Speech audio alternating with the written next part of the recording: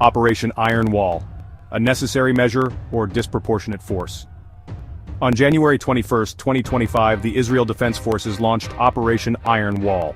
This large-scale military operation targeted the Jenin refugee camp in the West Bank.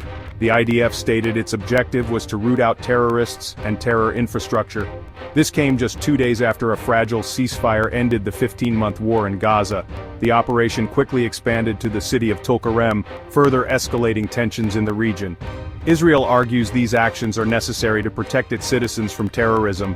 However, critics view Iron Wall as a disproportionate use of force.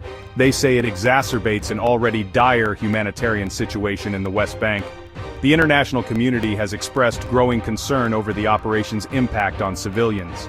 Germany, a key ally of Israel, voiced significant concern over the rising civilian death toll. They also criticized the destruction of Palestinian homes and infrastructure.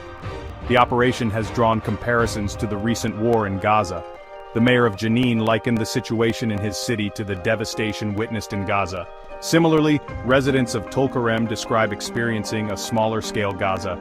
They point to the similar tactics used by the IDF, including airstrikes and artillery shelling. The IDF claims its operations are targeting militants. However, human rights groups argue that civilian casualties are unavoidable. They criticize the open-ended nature of the operation. They also point to the lack of a clear exit strategy as major causes for concern. Furthermore, the IDF's decision to cease all contact with the United Nations Relief and Works Agency for Palestine refugees in the Near East has exacerbated the humanitarian crisis.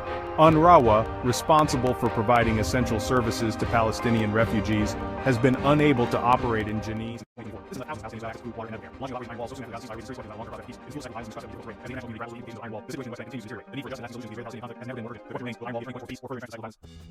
Iron Wall has devastated thousands of civilian population in Tulkarem. Jenin, the point of the Palestinians have killed the civilians began. This situation is civilians and civilians, with 3 confirmed deaths and injuries. These numbers represent a fraction of total casualties since the escalation violence in October 2023. Since then, over 900 Palestinians have been killed in the West Bank by Israeli forces and settlers. The destruction in Jenin and Tulkarem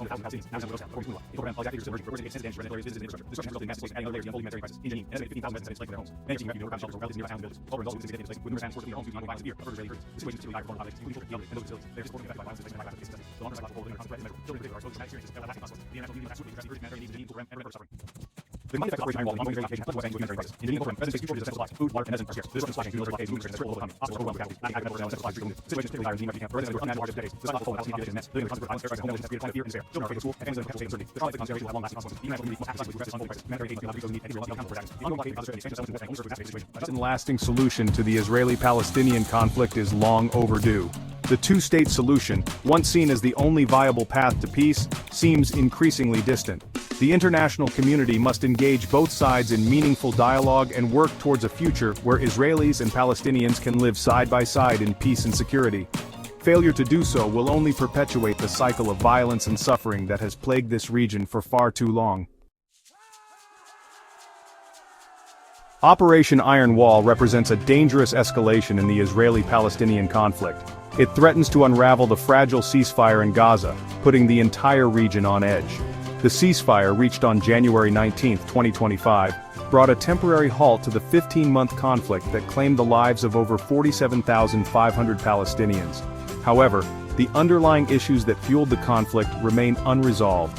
The Israeli government, led by a coalition that includes hardline right-wing parties, appears determined to pursue a security-first approach. Finance Minister Bezalel Smotrich, a vocal opponent of the Gaza ceasefire, has made it clear that he sees the West Bank as part of Israel's war goals. This hawkish stance raises serious concerns about the possibility of a negotiated settlement. The international community has a crucial role to play in preventing further escalation. The United States, as Israel's closest ally, must use its leverage to rein in the Israeli government and prevent further bloodshed. The European Union, too, must take a more assertive stance and hold Israel accountable for its actions. The situation in the West Bank is a stark reminder of the human cost of this intractable conflict. The cycle of violence and retaliation must end. A new approach is needed, one that prioritizes dialogue, diplomacy, and a genuine commitment to peace. The alternative is unthinkable, a perpetual state of conflict, instability, and suffering for both Israelis and Palestinians.